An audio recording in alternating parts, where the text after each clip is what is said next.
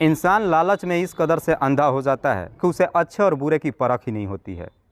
अपने मंसूबों को कामयाब करने के लिए किसी भी हद तक कदम उठा लेता है, पर शायद वो भूल जाता है कि इंसान जैसा कर्म करता है उसको बिल्कुल वैसे ही फल मिलता है। आज के कहानी में भी सेम कुछ ऐसी होता है।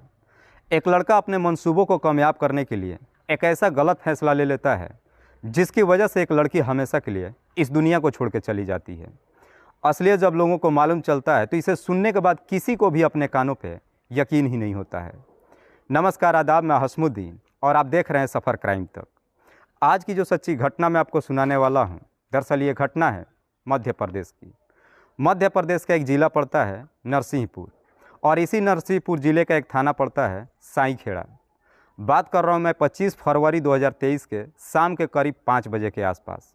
एक महिला अपनी बच्ची को इसी साईखेड़ा के विवेकानंद सिविल हॉस्पिटल में रोती बिलखती इमरजेंसी वार्ड में पहुंचती है। जैसे ही इमरजेंसी वार्ड में पहुंचती है, वार्ड बॉय भागते दौड़ते ओपीडी में जाता है और डॉक्टर अनन्या चौकसे से कहता है कि मैम एक इमरजेंसी केस आया है, आप जल्दी से चलिए। डॉक्टर अनन्या भी सारे मरीजों को छोड़ देती है और भागते दौड़ते इमरजेंसी वार्ड में पहुंचती है। लेकिन जैसे ही इमरजेंसी वार्ड में पहुंचती है, महिला डॉक्टर की पैर पकड़ लेती है, रोते बिलखते कहती है कि डॉक्टर साहब किसी भी तरीके से मेरी बच्ची को बचा लीजिए। डॉक्टर जब उस लड़की का हाथ पकड़कर नब्ज टटोलने की कोशिश करती है तो मालूम चलता है कि लड़की की मौत हो चुकी है।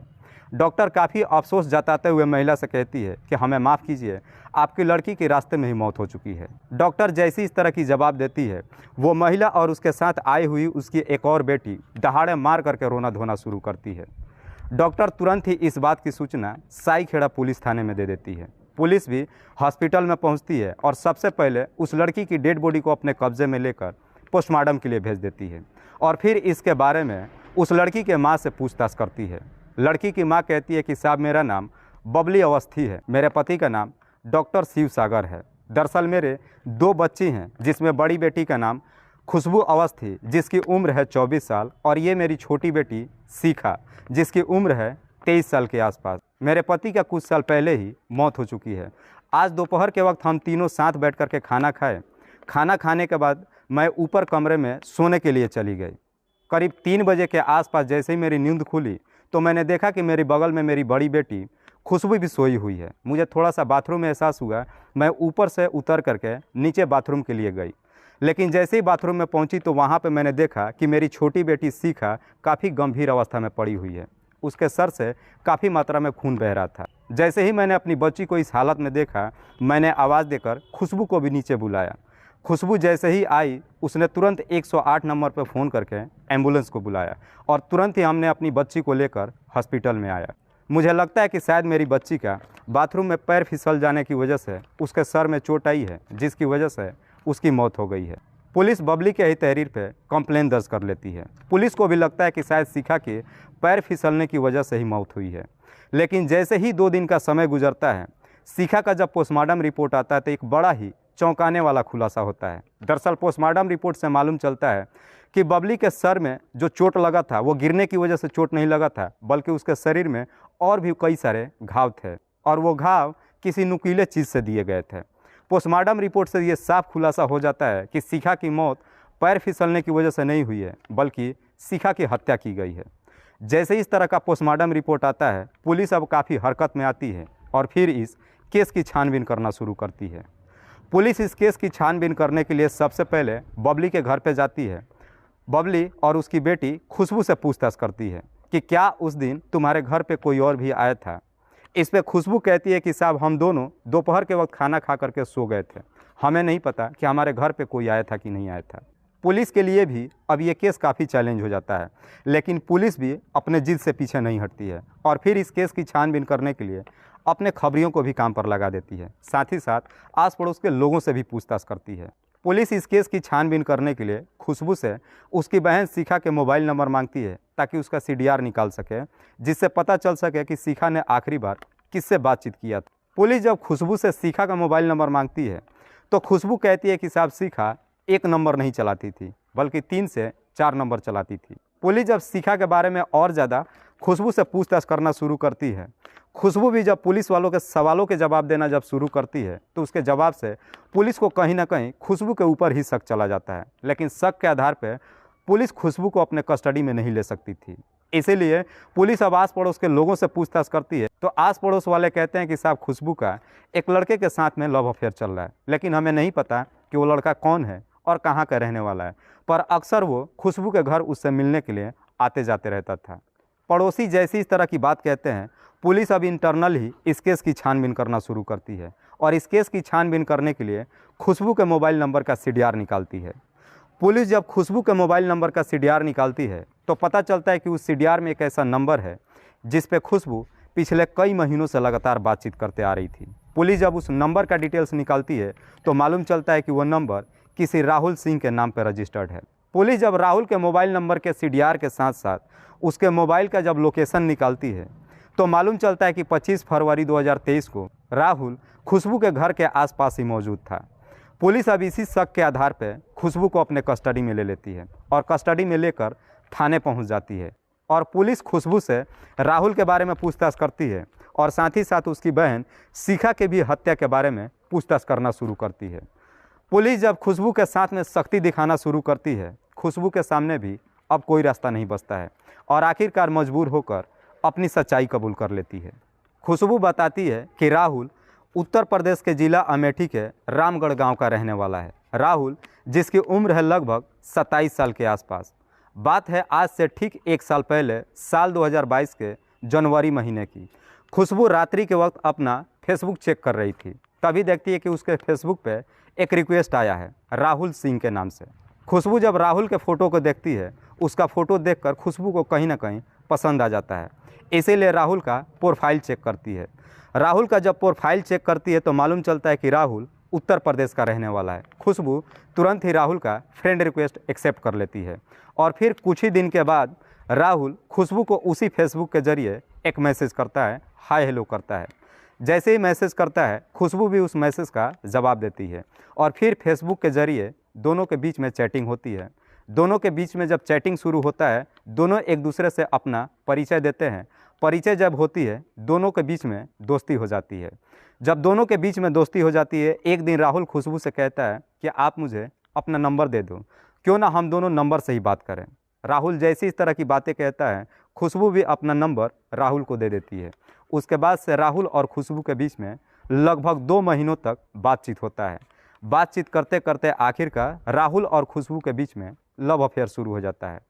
जैसे ही लव अफेयर शुरू होता है, राहुल खुशबू से मिलने के लिए उतावला हो उठता है और कहता है कि अगर तुम बुरा ना मानो तो मैं तुमसे मिलने के लिए क्या तुम्हारे घर पे आ सकता हूँ। खुशबू भी राहुल को अपने घर बुलाने के लिए तैयार हो जाती है। मार्च महीने में राहुल पहली बार खुशबू से मिलने के लिए उसके घर पे जाता है। जब उसके घर पे पहुंचता है तो खुशबू राहुल का परिचय अपने माँ और अपनी बहन शिखा से करवाती है और कहती है कि इसका नाम राहुल है, उत्तर प्रदेश का रहने वाला है और ये मेरा दोस्त है। उसके बाद से राहुल अब अक्सर अमेठी से चलकर साईं खेड़ा जाता है और खुशबू से मुलाकात करता है। दोनों की जब मुलाकात होती है, दोनों इधर उधर अपना टाइम पास करते हैं, मौज मस्ती करते हैं। दरअसल राहुल का भी पिता बहुत साल पहले इस दुनिया को छोड़ के जा चुका है। राहुल अपने माता पिता का इकलौता संतान है, इसीलिए अपने घर का खर्चा चलाने के लिए राहुल हैदराबाद में एक नौकरी ले रखा था। हैदराबाद में जब चला जाता है, वहाँ पे नौकरी करता है। अक्सर वहाँ से साईं खेड़ा जाता है, खुशबू से मुलाकात करता है। उसके बाद से अपने घर पे भी आता है और अपनी माँ से भी मुलाकात करता है। लेकिन जितने भी पैसे कमाता है, उनमें से मैक्सिमम पैसा अपनी प्रेमिका खुशबू के ऊपर दिल खोल करके लुटाता है। देखते ही देखते जब दोनों का प्यार का परवान चढ़ता है, एक दिन राहुल खुशबू से शादी करने के लिए कहता है। शादी की बात जैसे ही कहता है, खुशबू भी शादी के लिए तैयार हो जाती है और कहती है कि क्यों ना तुम मेरे घर पे आ जाओ और इस शादी के बारे में मैं अपनी माँ से भी बातचीत कर लेती हूँ। राहुल भी दिसंबर महीने में खुशबू के घर पे जाता है और खुशबू राहुल से शादी करने के लिए अपने माँ से कहती है। उसकी माँ भी इस शादी की मंजूरी दे देती है, लेकिन इस शादी की मंजूरी खुशबू की बहन शिखा नहीं देती है। शिखा दरअसल राहुल को पसंद नहीं करती है। उसके बाद से राहुल जब अपने घर आता है, खुशबू से शादी करने के लिए अपनी माँ से भी बात करता है। राहुल की माँ भी इस शादी की मंजूरी दे देती है। लगभग 2 महीने का समय गुजर जाता है, लेकिन शिखा इस शादी के लिए कभी तैयार ही नहीं होती है और शिखा अक्सर अब खुशबू को लेकर अपने रिश्तेदारों से बातचीत करती है और कहती है कि खुशबू अपनी मर्जी से शादी कर रही है। दरअसल राहुल अच्छा लड़का नहीं है और राहुल के बारे में ढेरों सारी बुराई अपने रिश्तेदारों से करती है। इस वजह से काफ़ी सारे रिश्तेदार खुशबू के नंबर पर फ़ोन करते हैं और खुशबू को भी काफ़ी समझाने की कोशिश करते हैं। तब खुशबू को लगता है कि शायद शिखा अब उसकी किसी भी कीमत पर राहुल से शादी नहीं होने देगी। साल 2023 के फरवरी महीने में एक दिन राहुल खुशबू के नंबर पर फ़ोन करता है और कहता है कि अब मैं तुम्हारे बगैर नहीं रह सकता हूँ, मैं चाहता हूँ कि तुम जल्द से जल्द मुझसे शादी कर लो।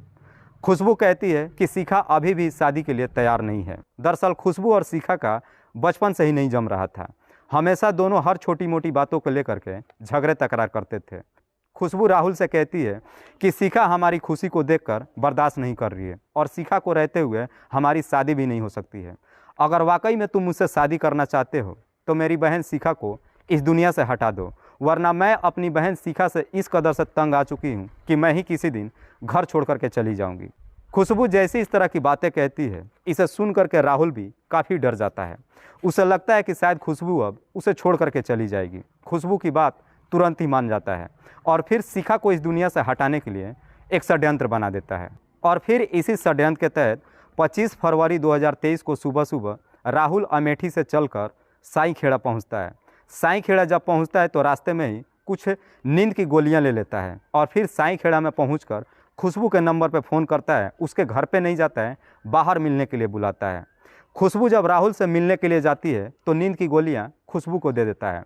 खुशबू जब घर पे जाती है, दोपहर के वक्त खुशबू, उसकी छोटी बहन शिखा और उसकी माँ तीनों साथ बैठ करके खाना खाते हैं। लेकिन खाना खाने से पहले ही खुशबू अपनी माँ के खाने में नींद की गोलियां मिला देती है। दोपहर के वक्त खाना खाने के बाद खुशबू की माँ काफ़ी गहरी नींद में ऊपर के फ्लोर पे जाकर सो जाती है। लेकिन जैसे ही 3 बजे का समय होता है, शिखा नहाने के लिए बाथरूम में जाती है। जैसे ही बाथरूम में पहुंचती है, उससे पहले ही खुशबू राहुल के नंबर पे फ़ोन करके अपने घर पे बुला लेती है। शिखा जैसे ही बाथरूम में पहुंचती है, उसके बाद से राहुल और खुशबू शिखा को बाथरूम में बंद कर देते हैं और उसको बुरी तरीके से पिटाई करते हैं। जब वो चीखना चिल्लाना शुरू करती है, राहुल उसका मुंह पकड़ लेता है और फिर एक पत्थर से शिखा के सर पे खुशबू एक पर एक कई सारे वार करती है, जिसकी वजह से शिखा के सर से काफ़ी मात्रा में खून बहने लगता है। लेकिन इसके बावजूद भी खुशबू को नहीं लगता है कि शिखा की मौत हो चुकी है। किचन में जाती है, एक तेज़धार हथियार निकाल कर लाती है और फिर एक पर एक खुशबू और उसका आशिक राहुल शिखा के शरीर पे कई वार करते हैं, जिसकी वजह से शिखा की घटनास्थल पे ही मौत हो जाती है। उसके बाद से इनके शरीर पे भी काफ़ी सारा खून लग जाता है। उसके बाद से खुशबू और राहुल अपना कपड़ा चेंज करते हैं और उस हथियार को भी एक पॉलीथीन में पैक करते हैं। राहुल उस पॉलीथीन को लेकर के अमेठी अपने गांव चला आता है। खुशबू अपने माँ के बगल में जा कर के सो जाती है। लेकिन जैसे ही उसकी माँ की नींद खुलती है, अपनी बच्ची को इस हालत में देखती है, खुशबू को भी जगाती है। खुशबू जब आती है, वहाँ पे रोने धोने का नाटक करती है, 108 नंबर पे फ़ोन करके एम्बुलेंस बुलाती है और अपनी बहन को लेकर हॉस्पिटल में जाती है। वाकई में खुशबू जब यह पूरी कहानी बताती है तो पुलिस के सामने सबसे बड़ा चैलेंज हो जाता है राहुल को अपने कस्टडी में लेने के लिए। पुलिस अब राहुल को अपने कस्टडी में लेने के लिए एक प्लान बनाती है और खुशबू से कहती है कि राहुल के नंबर पर फ़ोन करो और उसे मिलने के लिए बुलाओ। इसी प्लान के तहत 28 फरवरी 2023 को खुशबू राहुल के नंबर पर फ़ोन करती है और कहती है कि सारा मामला ख़त्म हो गया है। दरअसल पुलिस वाले मान चुके हैं कि शिखा की मौत पैर फिसलने की वजह से हुई है। अब हमारी शादी होने से कोई नहीं रोक सकता है। बेहतर है कि आज शिखा की क्रियाक्रम है, तुम भी क्रियाक्रम में शामिल हो जाओ ताकि लोगों का किसी को भी तुम्हारे ऊपर शक न जाए। खुशबू जैसे इस तरह की बातें राहुल से कहती है, राहुल भी खुशी के मारे झूम उठता है और 28 फरवरी को ही अमेठी से चलकर साई खेड़ा पहुंचता है। लेकिन जैसे ही साई खेड़ा पहुंचता है, पुलिस उसके लोकेशन के जरिए ट्रेस कर लेती है और उसे भी अपने कस्टडी में लेकर थाने पहुंचती है। पुलिस जब राहुल से भी पूछताछ करती है तो राहुल भी अपनी गलती स्वीकार कर लेता है और कहता है कि खुशबू के ही कहने पर मैंने भी इस षड्यंत्र में साथ दिया है। फिलहाल पुलिस ने खुशबू और राहुल दोनों को अपने कस्टडी में लेकर इन दोनों पे गंभीर धारा में मुकदमा दर्ज करके जेल भेज दिया है। दोस्तों, इस कहानी को सुनाने का उद्देश्य मुझे किसी को परेशान नहीं करना है, किसी को तकलीफ़ नहीं पहुंचाना है। बस आपको बताना है आप जहां भी रहें सुरक्षित रहें और अपनों का ख्याल रखें। तब तक के लिए जय हिंद, जय भारत।